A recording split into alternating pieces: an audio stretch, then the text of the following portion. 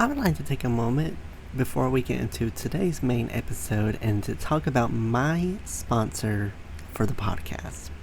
Podmatch is a new podcasting site dedicated to all podcasters. The platform helps hosts get connected with potential guests to appear on their show, as well as allow guests to find podcasts that will give them a chance to share their story. Podmatch offers many tools to help organize your page, from to-do lists to episode planning to potentially appearing on a leaderboard. Podmatch has it all. The best part, you have the potential to get paid. And who doesn't like to get paid from home? I like to. With an easy sign up, you can start connecting with podcasters and guests immediately. I have been a part of Podmatch since the beginning of May, and I have got to say that it was the best decision I've ever made because Podmatch helps your podcast grow. It helps you get connected with people that have very interesting, very compelling background stories that are just waiting for their story to be shared. So if you are a host or guest and would like to start building professional relationships, explore more opportunities, and have your story shared, I highly suggest that you sign up with Podmatch today by going to joinpodmatch.com/lethal venom to start expanding your network in seconds. I would like to give another huge thank you to Podmatch for sponsoring this episode. Now on to our main episode, and again, you can sign up at joinpodmatch.com/lethal venom to begin your podcasting journey today. Hi everyone, welcome to the Lethal Venom Podcast. It's the show where I talk about anything I want with the honest to God truth, no lies told. Today we are joined by Mr. Michael Bach. He is a leading expert in diversity, inclusion, equity, and accessibility. With nearly 20 years of experience, Michael has made significant impacts in fostering inclusive workplaces. As the founder of the Canadian Centre for Diversity and Inclusion and Pride at Work Canada, Michael has held key roles at KPMG and is recognized internationally for his work.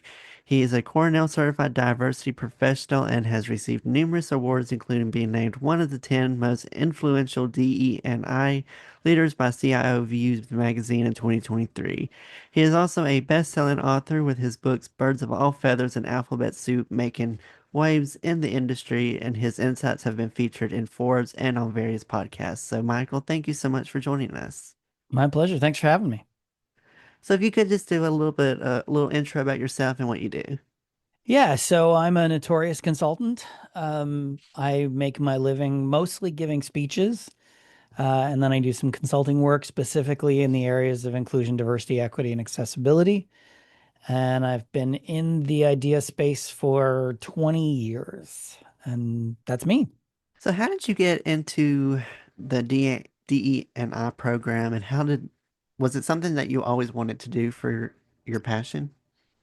Yeah, so it's a bit of a left turn story. I worked the first part of my career in IT and operations, which I know makes absolute sense as to why I'm working in diversity and inclusion. But I had always done what we now call diversity and inclusion kind of as a volunteer off the side of my desk. I worked with a lot of LGBTQ plus groups, going back nearly 40 years. And then I was working at KPMG in the IT consulting practice. And I, with a group of others, started the employee resource group for the LGBT population. That got me the attention of the CEO and the head of HR. And I went to them and said, if we're serious about diversity, because they had a council, but they weren't really doing much. And I said, if we're serious about diversity, we need full-time resources, and I want that job. And they said, okay, go write a business case for the creation of a role. And they had been thinking about adding a role. They just didn't sort of have anybody in mind. So I went away and I wrote a business case, and they foolishly gave me the job. And then I figured it out what it was, and it's taken me 20 years to figure it out, but I have a good sense now. Well, man, I think they had an idea of why they hired you. I mean, you've garnered numerous accolades. Just to name a few, he's recognition as one of Women of Influence's Canadian Diversity Champions. He's received Catalyst Canada honors for Human Resources and Diversity Leader.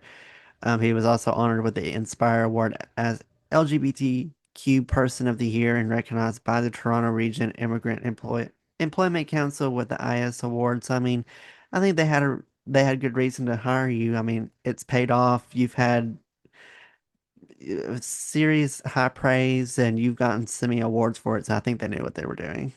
Well, I'd like to think so. So, what is the best way to prevent the business case for idea?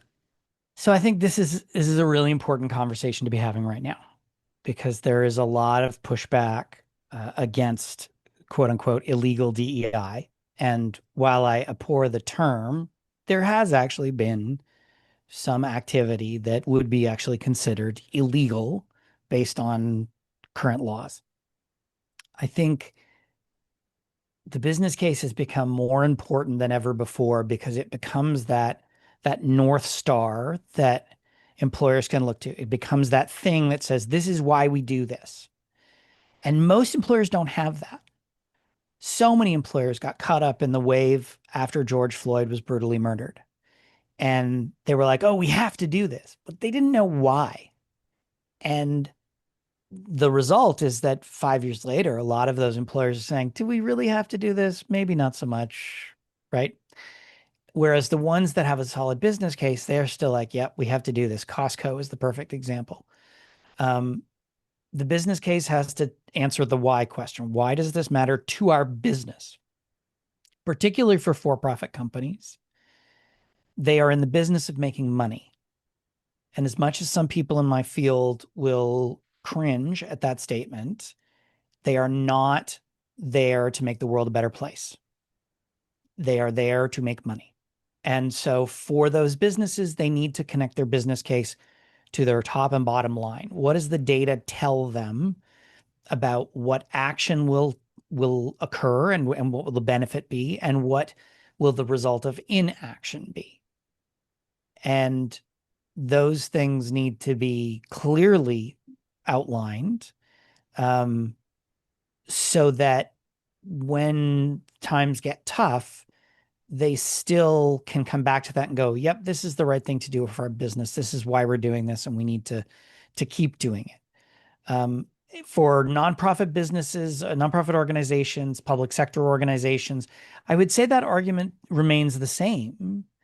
It's just you have a different motivation, right? The city of, I don't know, Mobile, Alabama, since you're in Alabama, the city of Mobile, Alabama, their purpose, quote unquote, is to serve the citizens of the city of Mobile. So the business case or strategic imperative, whatever language you use, just shifts. So it's not about making money, it's about making sure that you are providing the best service to those citizens based on the amount of money that you have to spend. The argument goes is the same both ways. How do you counter misconceptions and resistance around idea? That's a great question. I think evidence is the only way you really do it. I mean, I can tell you that people aren't getting hired because they're women, because they're a person of color, because they're whatever. But I have to show you that. You're not going to believe me if I tell you. So the only way to counter those misconceptions, I mean, first off, is data, is making sure you are using data sparingly but carefully to say this is why we do this. But then really showing people that straight white able-bodied men still have as much opportunity in this country as they did yesterday. In fact, they arguably have more opportunity than people who don't tick those boxes. It is a long process to change someone's mind away from a belief system that is core to them. It is easy to get those people to believe something that they already kind of wanted to believe. And I think that's what some people on the ideological right have played into is, for example, drag queens are grooming children. That was already in someone's head. They already questioned why drag queens were reading to children. They didn't understand. So when that message got put out there and started to play out in the media, they immediately fell into the belief of, oh, yeah, that's absolutely happening, versus people who already understood and said, that's nonsense. That's not happening. So it takes a long time to shift someone's perspective, and you have to kind of chip away at it slowly using evidence. How is it? Because I know originally you do a lot of work for in Canada and you've gotten numerous Yep. awards from Canada. Yep. How is the DEI different in Canada compared to the US? Mm. I would say that a lot of the difference is very subtle. Um, I mean, there's the obvious difference. For example, when we say people of color, the largest population of quote unquote people of color in Canada are South Asian, specifically Indian, and East Asian, specifically Chinese. We have the largest population of Indian and Chinese people out of their respective countries. So we do have people from Black Afro Caribbean backgrounds, people from Latin Hispanic backgrounds, but they are much smaller populations comparatively. So that's sort of an obvious one. Then we get into the subtlety of difference, and there are very subtle cultural differences between Canada and the United States. And I now live in the United States and have worked in the United States for a good portion of my career. I would say, as one example, immigrants. Canada is, as is the United States, we're countries of immigrants. Whether you arrived on the shores today or 200 years ago, the only people that are quote unquote truly indigenous to these countries are the Native Americans, or in Canada, the First Nations, Inuit, Métis. In Canada, we understand that, and we understand that to be of value. We're not a country that will ever grow through natural birth, and nor will the United States. We are in population decline. Both countries are in population decline because our birth rates are lower than they need to be in order to maintain our population. In Canada, we see immigration as a valuable thing. In the United States, it's really getting the it's not doing very well currently. So to summarize to your question, there are subtle differences. For the most part, though, a lot of it's the same. How do you implement strategic idea initiatives? That's a very big question, though. Um, I would say, if I were to really summarize it as best I could, first of all, you have to do some form of analysis. You have to understand what the problem is you're trying to solve. I emphasize that because that's what we're trying to do here. We're trying to fix problems. This isn't about being a nice person or, making the world a better place. It's about addressing the problems that we as employers have. So, as an example, if you have a higher attrition rate of Black employees compared to any other population, that's a problem you need to solve. So, do some form of analysis so that you understand what is the problem you're trying to solve for. Then it's a change management exercise. You develop a solution and you implement the solution. You measure the solution to determine if change has occurred, and rinse and repeat. It takes, I mean, I'm summarizing it in a matter of seconds, but it takes a long time to affect change. People throw out these statements all the time. Well, we just need more people of color in leadership positions. We need more women in leadership positions. Absolutely. Don't disagree with that. Not because it's the right thing to do, but because we are overlooking really great talent. It will take a long time to make that happen because you don't become a CEO overnight. So, again, when George Floyd was killed, there was a lot of calls for more Black people in leadership, which I absolutely support. It's just going to take a while till those people have the skill in order to be in those C-suite positions.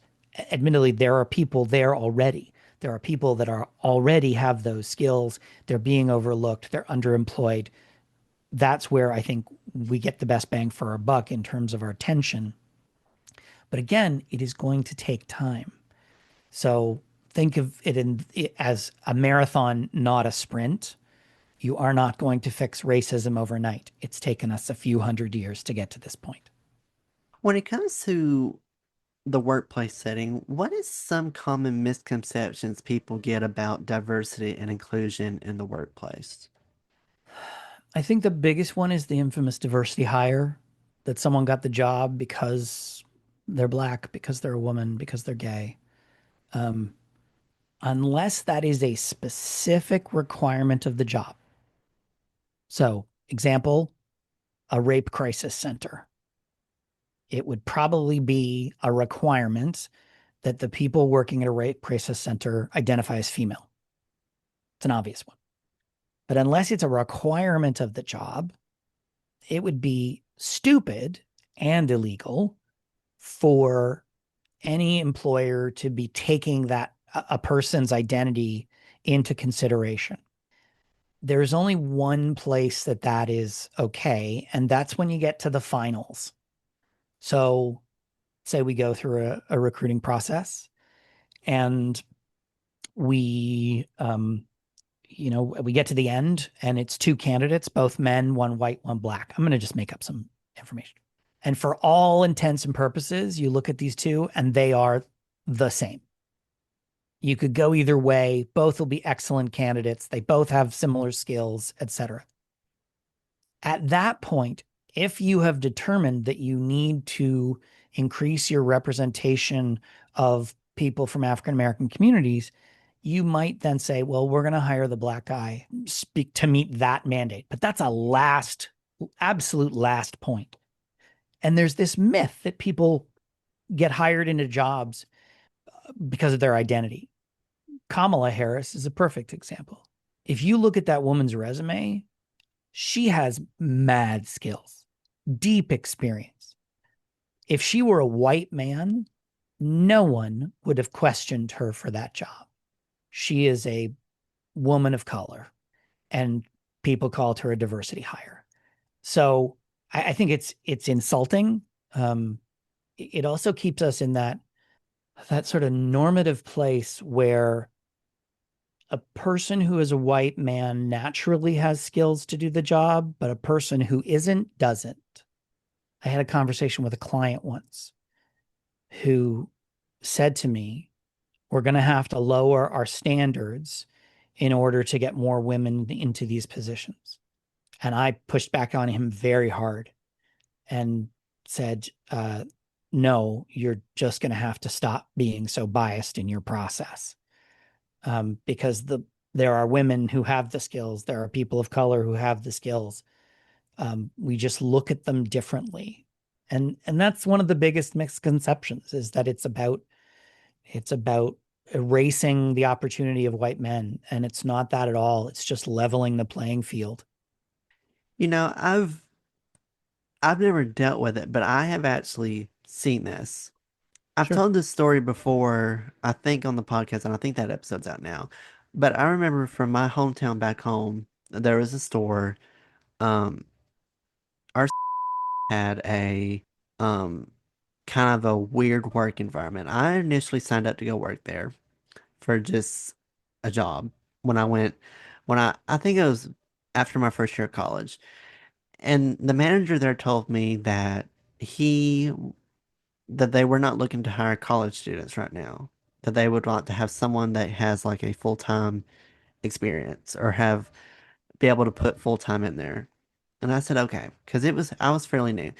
Well, later on that I learned that there was a girl from my class that I had met, and I guess she had overheard about my conversation, talked to my best friend about, I've been having such a hard time trying to find a job anywhere. I mean, I've tried all these places, and I mentioned, and when I did, she perked up and said, "Did you say?" And I said, "Yeah." And she said, "Well, I worked there, and I can tell you why you probably didn't get hired." And he said, and she said, "It's because the guy that's manager there doesn't like men working there." And until she had said that, I realized she said, "Have you ever noticed that there's so very few men that work in there?" And I said, "Until you said that, Now I see it. I know there's probably about there were 5 or 6 women working there at the time, and excluding him, two men.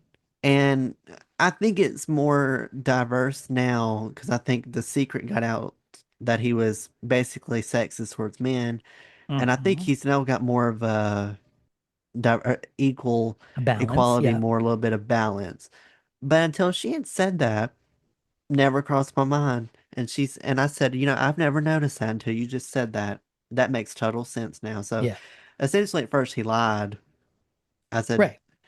about it. I've dealt with discrimination everywhere I've gone, which nowadays most jobs, Lord, here I get ranty. Do it.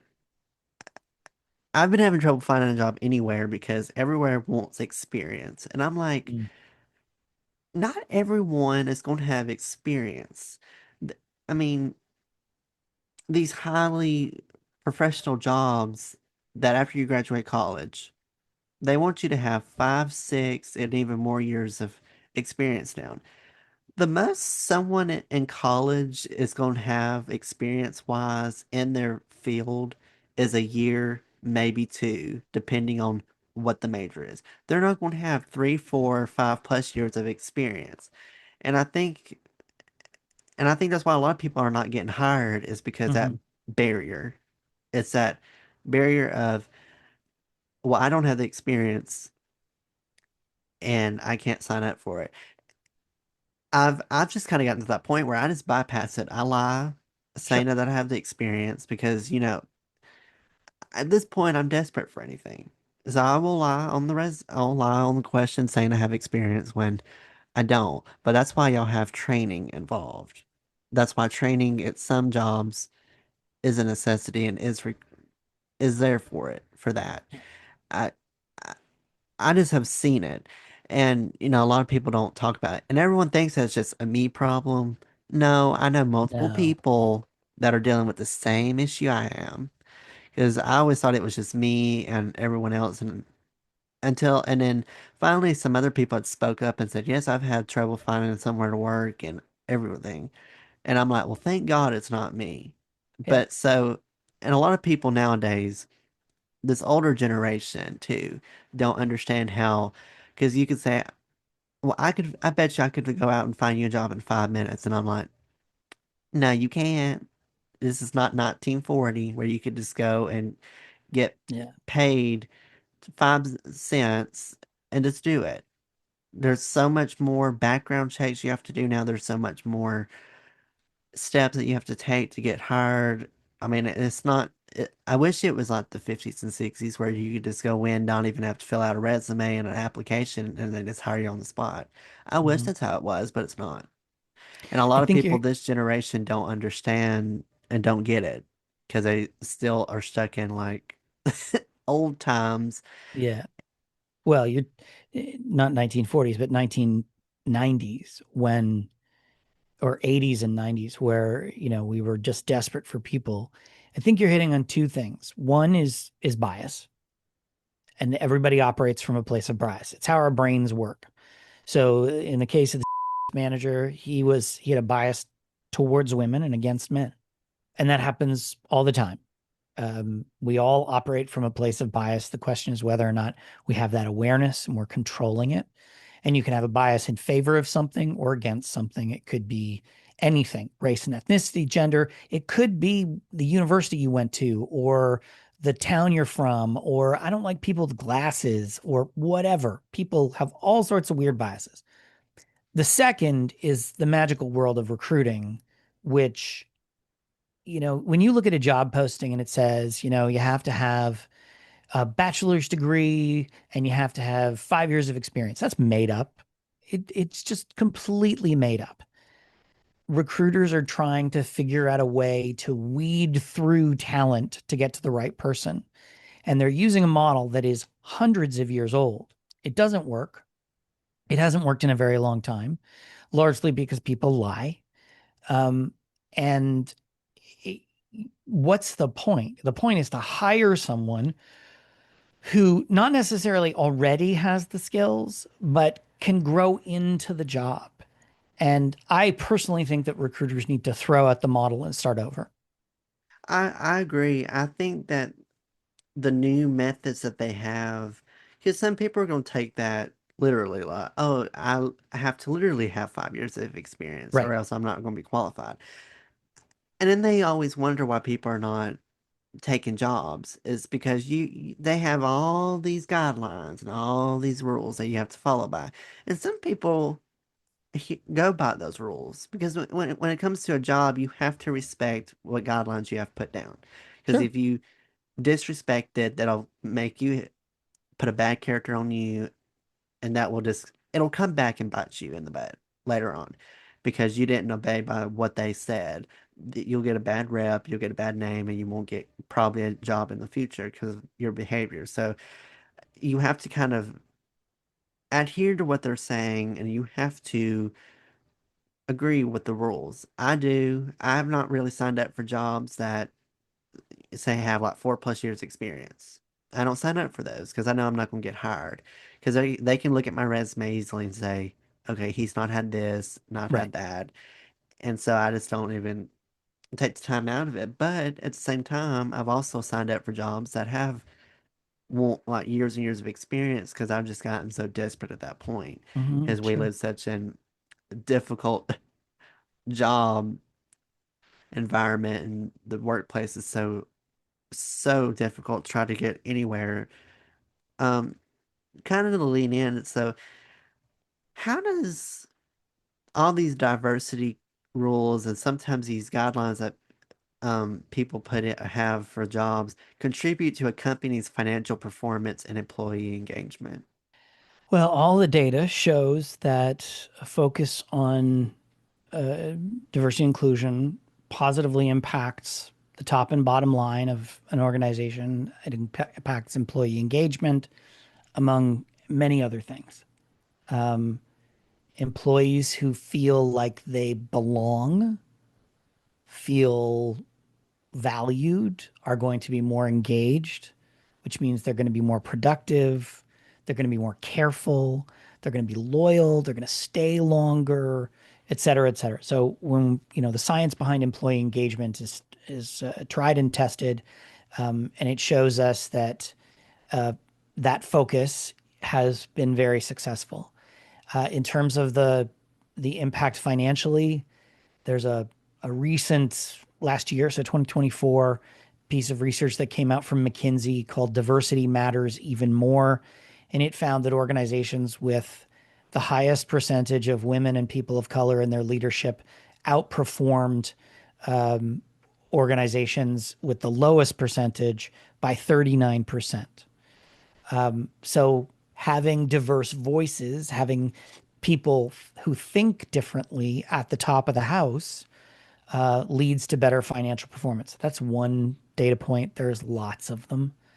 And there is no research, to my knowledge, that shows that a focus on diversity and inclusion is bad for an organization. And I'll add the caveat, assuming that it's done well. There's opinion. There's people who say this is bad, but opinion is not research. Everyone's got an opinion, whether they should or not. What are the business benefits of implementing strong idea practices in an organization? Well, beyond financial performance, beyond employee engagement, there's a lot of different things. Hiring, just looking at talent attraction, it can reduce your time to hire. It can open you up to different talent pools. It can make you more attractive as an employer. If we're looking at retention, it can decrease your voluntary turnover. It can, which has a cost. Keeping in mind, all of these things have a cost. It can reduce safety incidents. It can reduce your expenses related to healthcare costs, any number of things.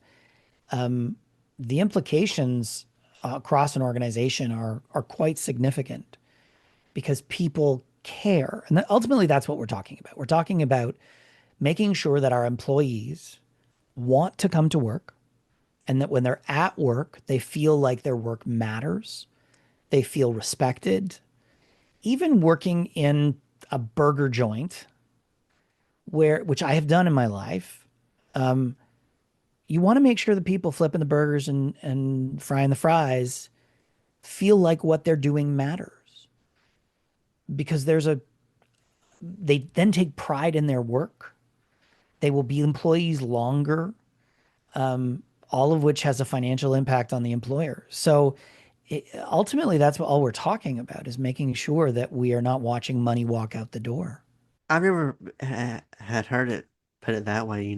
For someone, I think praise is really should be more normalized in workplaces, Absolutely. and apparently it's not. Like it makes it makes sense. The few jobs I've worked, I've not really been praised for anything. The only thing I've been praised on was stuff that wasn't work related, but was just all for personal use, is what I've been had praise for. I agree with what you said about the burger thing. If an employee works there and if someone comes by, an employee or boss or just a customer and says, "Hey, you're doing a really good job. What you're doing really helps the business," that will help them stay there. Absolutely. It would make them be happy that what they're doing is good, and it makes for a positive work environment. I don't know how it is across the country, and I don't know how it is internationally, but I just know from Southern experience that most of the job work places here, most fast food is full usually of college and high school kids that bring loads of drama with them, that bring it to the workplace and make it to where it becomes a very harsh environment. And I'll say it, I don't think a lot of the places down here are very fair to fast food places at all. I remember in high school, a lot of the students that were in my grade were work at, well, it's not common anywhere, but we have a place called and it's like a southern restaurant that's for southern food. It's not found anywhere else. It's just down here. I remember one time some students had worked there and they said, "Yeah, we work and we don't get off till 10:30 at night." And kids that were in school, they'd still have to come home and do homework. They didn't really care. And it's more of a, even if you had like an family emergency came up, if you had a sickness that just all of a sudden happened, they get mad at you for that, and they would basically treat you like trash. You'd not get paid for it. You couldn't really miss work, so that you'd really just have to come in sick because they didn't care. And that's how a lot of places around me are. Sadly, it's a lot of the high school students don't really get any leeway. They don't get to leave work early. As soon as they get out of school, they go to work and they don't get off till about 10:30, Mhm. technically till they close. And I think that should be something adults should have to do, not something 16, 17, 18-year olds have to do because they're trying to focus on school. And I was fortunate, and I'll be honest, my mom didn't let me work fast food because of that. Because she said, I don't really see how you could handle school and work. So I didn't work when I was in high school, which I know some people can judge that for what it is, but listen, that's just how my life worked out. I didn't work and it worked fine, worked perfectly for me. People can have an opinion about it, I don't care. But I think that for people that work there, these businesses, for people that have high school and even college students, you have to give them a little bit of some leeway. You have to give them some space and have to give them a little, not have to constantly be on their back, have a little bit more freedom. You have to let them be able to focus more on school because school really is important for them to work on. I agree. In an ideal world, people in high school, people in college wouldn't have to work. You focus on your studies. That's the ideal world. Unfortunately, in some cases, people don't have a choice. Um, high school students who are also contributing to paying the rent have to work. I think the taking that into consideration, what you want to hear from these employers is they're treating people with respect. They're taking things into consideration. Um, I know one client of mine, a large coffee chain, um, they anticipate 75% turnover of their workers, in-store workers every year. So that means that 75% of the population doesn't make it through a year. That's an incredible expense. The amount of time they spend training, the amount of time they spend replacing drinks that have been made poorly is significant. If they could focus on reducing that number by even 5 or 10%, that's a savings of literally millions of dollars. And it's as much as saying thank you, telling people they're doing a good job, um, addressing issues that arise, treating people like humans. This is all about workplace culture, and it directly relates to diversity and inclusion because oftentimes the people who are leaving are people from minority groups and they don't feel included in that environment. You have come out with two best-selling books. The first one being "Birds of All Feathers: Gender Diversity and Inclusion." Right. What was the motivation to write this book and the purpose for publishing it? I wrote the book because I got tired of answering the same questions over and over. And I got asked the same questions over and over and over. And I said, there are a lot of employers out there that can't afford to hire me or a consultant. And so I want to write something that I can put in their hands and just say, here, read this, do what it says, you'll be fine. You can do it on your own. So it's a bit of a, for lack of a better term, it's a bit of a how-to guide. And when I was thinking about who the reader was, it was mostly small to medium-sized business companies that or employers in general that don't have HR departments, if they have an HR person at all. They are, smaller organizations, smaller budgets, less opportunity. Here's the how-to guide for $20. That was really who I was thinking about. Um, and I wanted to give away all the secrets. Consultants hate me because I don't feel like we should keep this stuff secret. I feel like we should share it with the world because ultimately what we want is to create a world where everyone can go to work and do their job and be successful.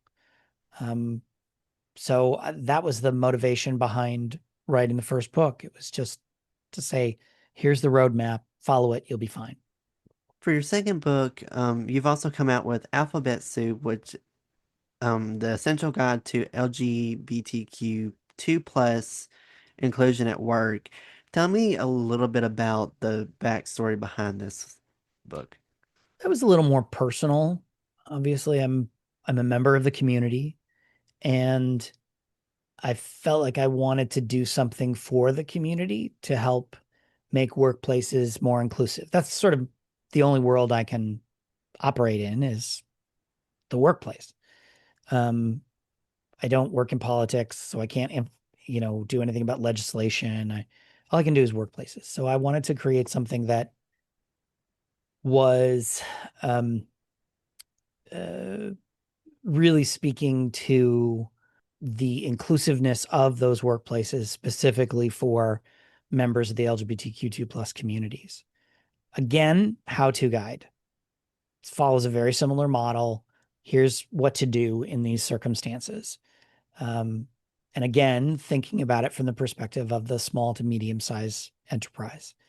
Um, the big companies, the Banks of America and Walmarts, and they've got buckets of cash lying around. They can afford to hire consultants to help them. Um, it's not to say they don't need the book, but it is to say that it was not written with them in mind. Um, although, most of the people who bought the book were from big companies. To kind of close it off, I'll ask one last question. So, how can organizations improve their talent attraction process to attract a more diverse pool of candidates? Yeah, so this is the one of my soapbox moments. Talent attraction processes are flawed. They just don't work properly for a variety of reasons. So, how employers can address them in a very, very short amount of time is first of all, you have to go out and you have to seek out talent, actively recruit versus reactively recruit. Reactively recruiting is putting a post up on your website. Maybe you put it onto LinkedIn or Indeed or something, and you see who applies. In the recruiting world, we call this post and pray. And that's fine when you're Amazon and everybody wants to work for Amazon. It does not work for the small shop in Mobile, Alabama that only people in Mobile, Alabama know about. Right. Um, so the outreach piece puts you out there in the world, helps people know that you're an employer, understand that there are opportunities out there. So that's the first piece. The second piece is to look at your recruiting process from the job description, what's written in there, from the process of reviewing candidates, screening them, interviewing them, and see where there's the opportunity for bias. As an example, do you ask all candidates, the same questions, or do you just kind of go with the flow? Going with the flow allows for bias. Asking the same questions over and over gets you a consistency with the candidates. So you can compare answers, kind of apples to apples, as it were. Um, most recruiting processes have lots of opportunity for bias. So you got to go through and implement changes in that process that will ensure that you are managing the bias. You're never going to get rid of the bias. It's impossible to get rid of bias without a lobotomy.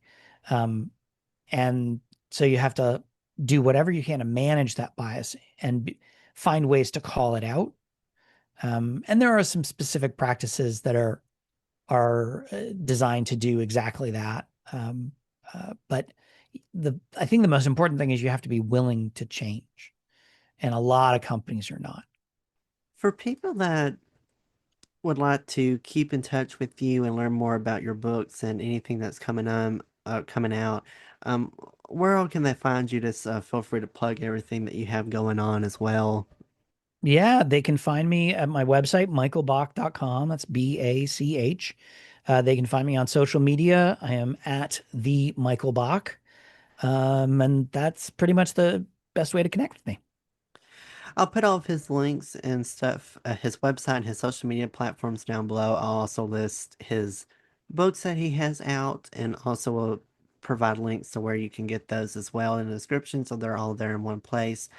Michael, thank you so much for joining me today and taking time to explain um, the idea, process, and a little bit about how people can change. And hopefully, some businesses can listen to this and maybe make some changes and help people get jobs and have a better and more stable workplace. So, thank you so much for joining me.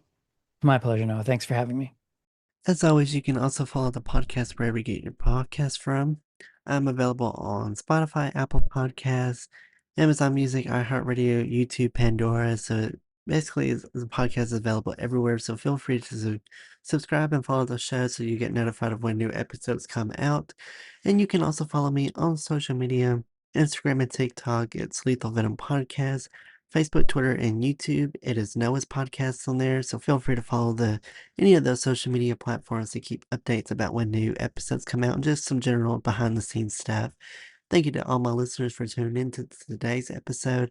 Hope you all have a great rest of your day, week, and night, whenever you're listening to this. Please be safe, and I will catch you all in the next episode of Lethal Venom.